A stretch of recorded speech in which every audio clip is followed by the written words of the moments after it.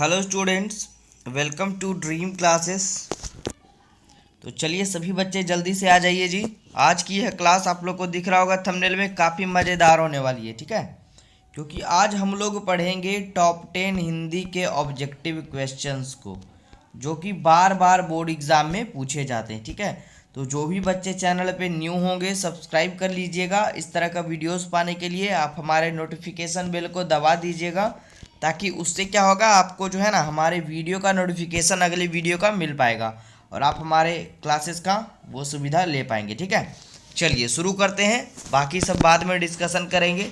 अभी हम लोग क्वेश्चन पे बात करेंगे। थंबनेल में दिख रहा होगा सभी स्टूडेंट को कि हमने जो थंबनेल आज करवाया है उसमें हमने लिखा है टॉप 10 हिंदी वीवीआई ऑब्जेक्टिव। ठीक है, क्या लिखा है, और वो जो हमारा टॉपिक है वो आज के लिए बेहद ही शानदार होने वाला है। तो शुरू करते हैं आज की क्लास को। चलिए ठीक है, जल्दी से जुड़ जाइए। बहुत ही अच्छा, बहुत ज़्यादा बच्चे जुड़ रहे हैं हमसे। तो आज का हमने पहला जो सवाल रखा है, क्वेश्चन नंबर 1 हमारा है, वो है डॉक्टर भीमराव अंबेडकर का जन्म कब हुआ था। ये बहुत ही ज़्यादा इम्पोर्टेंट है बोर्ड एग्जाम के लिए, बहुत बार एग्जाम में ये पूछा है। ठीक है, एकदम सही से क्वेश्चन को देखिए, समझिए, फिर इसका आंसर टिक करिए, और जिन बच्चों को नहीं मालूम होगा वो इसका आंसर टिक कर लेंगे। ठीक है, क्वेश्चन क्या है, डॉक्टर भीमराव अंबेडकर का जन्म कब हुआ था। ऑप्शन देखिए दिख रहा है, 14 अप्रैल 1888 ईस्वी। दूसरा ऑप्शन है 14 अप्रैल 1889 ईस्वी। तीसरा है 14 अप्रैल 1890 और 1891, और डेट सेम है 14 अप्रैल। ठीक है, चलिए आंसर टिक करिए, काफ़ी अच्छा क्वेश्चन है, और जिन बच्चों को मालूम नहीं होगा आंसर वो अच्छे से टिक कर लेंगे। ठीक है, और जिन बच्चों को नोट्स परचेस करनी हो हमारे व्हाट्सएप नंबर पे कांटेक्ट करिए। ठीक है, दिया है आपका स्क्रीन पे दिख रहा होगा। चलिए आंसर को टिक करिए जी, इसका आंसर हम बता रहे हैं, option number D is the right answer. ठीक है, डॉक्टर भीमराव अंबेडकर का जन्म महू मध्य प्रदेश में हुआ था 14 अप्रैल 1891 ईस्वी। काफ़ी अच्छा क्वेश्चन है, एकदम से रट लीजिए, एग्जाम के व्यू से काफ़ी इंपॉर्टेंट है। ठीक है, आगे बढ़ते हैं क्वेश्चन नंबर 2 पे। चलिए क्वेश्चन नंबर 2 भी काफ़ी अच्छा है।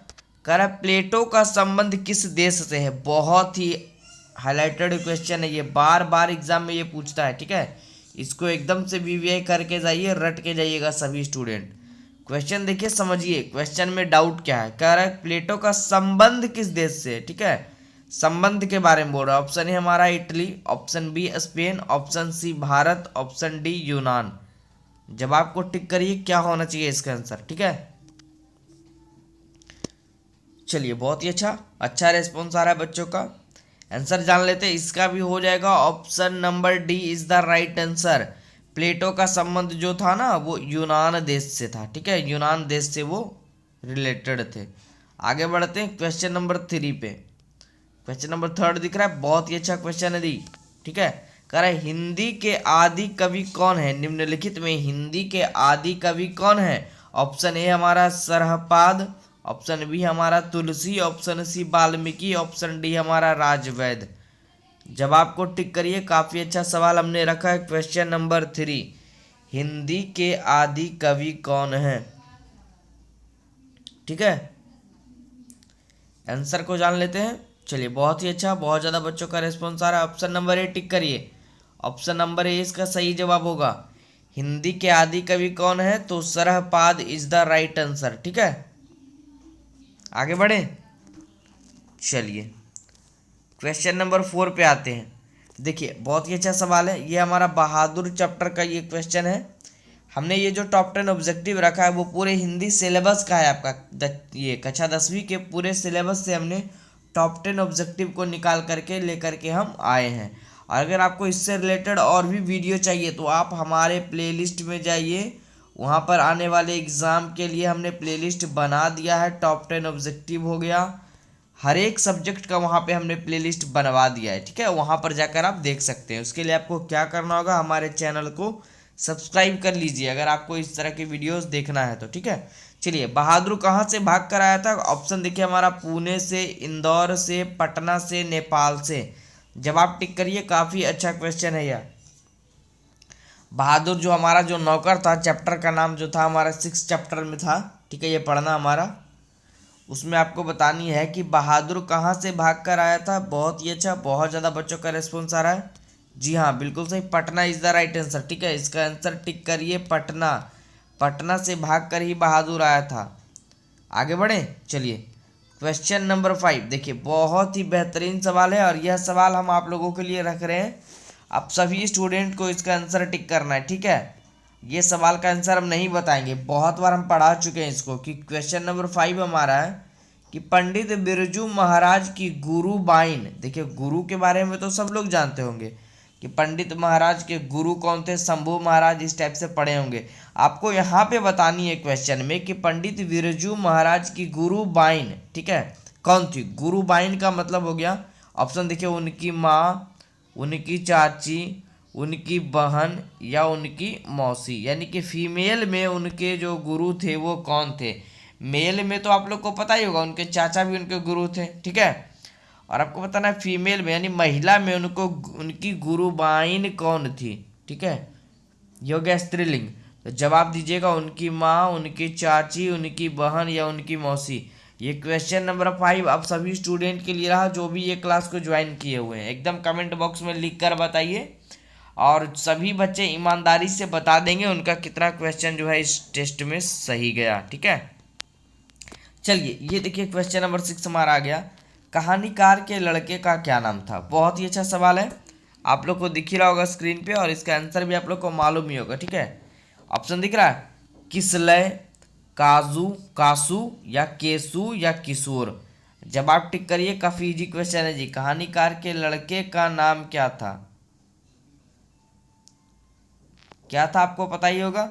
कहानीकार के लड़के का नाम ऑप्शन नंबर बी कासू था और एक मदन था जो गिरधर लाल का पुत्र था। ठीक है, आगे बढ़े, एकदम इजी क्वेश्चन था। चलिए 7वां क्वेश्चन हम रखते हैं। देखिए बहुत ही अच्छा सवाल है, इसको भी कर लीजिए, बेहतरीन सवाल ये आप लोग के लिए हम रखे हैं। क्वेश्चन नंबर 7 है कि भारतीय संस्कृति किसका प्रतीक है या किसकी प्रतीक है। ऑप्शन दिख रहा है एकता की, विविधता की, ऑप्शन बी है, ऑप्शन सी हमारा मानवता की या ऑप्शन डी हमारा भिन्न भिन्न संस्कृतियों के सामंजस्य की। ठीक है, काफी अच्छा क्वेश्चन है जी, बोर्ड एग्जाम में ये बनता है कि भारतीय संस्कृति जो है ना वो किसकी प्रतीक है। जवाब टिक करिए, क्या होना चाहिए इसका आंसर क्वेश्चन नंबर 7 का। चलिए बहुत ही अच्छा आंसर जान लेते हैं, ऑप्शन नंबर डी टिक करिए। ठीक है, इसका राइट आंसर होगा कि भारतीय संस्कृति किसकी प्रतीक है, तो भिन्न भिन्न संस्कृतियों के सामंजस्य का यह प्रतीक कहलाती है। ठीक है, आगे बढ़ते क्वेश्चन नंबर 8, 8वें नंबर पे। देखिए बहुत ही अच्छा सवाल है ये। ठीक है, इसको भी आप लोग वीवीआई करके और इस बार बोर्ड एग्जाम में रट कर जाइएगा। सवाल को समझिए, बहुत ही अच्छा सवाल है। कह रहा रसखान किस काल के कवि है। ठीक है, क्या है क्वेश्चन हमारा, रसखान जो है वो किस काल के कवि हैं। ऑप्शन दिख रहा, आदिकाल, रीतिकाल, आधुनिक काल, भक्ति काल। बार बार बोर्ड एग्जाम में ये पूछता है जी। ठीक है, आंसर टिक करिए सभी स्टूडेंट। चलिए आंसर जानते हैं, ऑप्शन नंबर डी टिक करिए। अरस खान जो थे ना वो भक्ति काल के कवि माने जाते थे, तो इसका राइट आंसर होगा भक्ति काल इज द राइट आंसर। ठीक है, ऑप्शन नंबर डी। आगे बढ़े, चलिए 9वें सवाल पे आते हैं। देखिए 9वें सवाल यहाँ पे धनानंद घनानंद, थोड़ा सा लिखने में कंफ्यूजन है। ठीक है, समझिएगा आप लोग। क्वेश्चन हमारा है घनानंद किस भाषा के कवि हैं। ठीक है, क्या है सवाल, धनानंद या घनानंद इसको कहिए, किस भाषा के कवि हैं। ऑप्शन ए दिख रहा है अवधी के, ऑप्शन बी ब्रज भाषा के, ऑप्शन सी भोजपुरी के या ऑप्शन डी गुजराती के।